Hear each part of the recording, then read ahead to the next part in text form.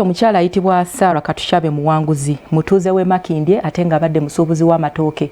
Bw'omulabako temya ku poliisi y'e Makindye anoonyezebwa oluvannyuma lw'okukakkana ku Jessica Atukunda emyaka 30 n'amwokya amazzi agookya mu bitundu bye eby'ekyama ng'amutebereza okumwagalira omusajja.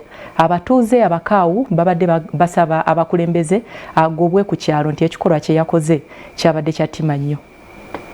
Veyo enoonyereza abantu abo babakwate babasibe obulamu bwabwe bwonna. Poliisi y'e Makindye eriko omukazi gwenoonya ng'emulanga gwa kwekobaana ne banne ne bookya mukazi munne amazzi agookya mu bitundu eby'ekyama ng'amuteebereza okumwagalira omusajja. Sarah Katushabe muwanguzi omusuubuzi w'amatooke e Makindye yanoonyezebwa poliisi oluvannyuma lw'okukakkana ku mukazi munne Jessica Atukunda ow'emyaka 3 atunda emmere enfumbe ng'amuteebereza okumwagalira omusajja. Poliisi ekutteko abantu 2 nga bwegenda mu maaso n'okunoonyereza. Jessica Atukunda mutuuze w'e Boston mu Makindye Salama yali mu kupookya n'ebiwundu mu ddwaliro Kiruddu. Bakazi banne bamwokya bidomola n'amazzi biki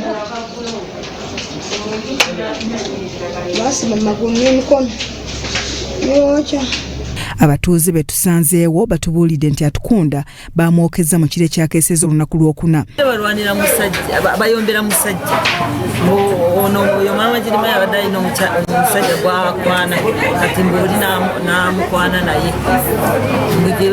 okuyomba ku kyava. Maya ndeka abaana bange ababiri nga yayongera kukola ki mutonyeza era nze mwennyini sobola kikola olw'ensonga oli ne bwaba muganda we ne bwaba muntu kinga ye yakikoze tasobola kukubira kutuuka ku mbeera bwetyo akristo osobola mutwala mu mateeka kuba ab'amateeka bwe bali. Bano batubuulidde obuzibu bw'omukazi ono ne muggyawe ne gye byatandikira. Yalwana gwe bagamba nti yaroze yajja n'aropa nti bamuroze kwegamba emisango gye mingi. Gamba twokyezza omubbi tumusse nga tetumanya ani gwe basse naye mawuli okutambula ennyo nga bagamba neiba we atunda emmere gwe basse okutuuka okunoonyanoonyako nga batula bamututte mulago okutuuka emulago ng'omuntu mulamu. Abatuuze ababadde tebasalwako musale basabye abakulembeze okugoba mu kyalo ono ku kyalo nti kubanga asusse okubaliisa akakanja.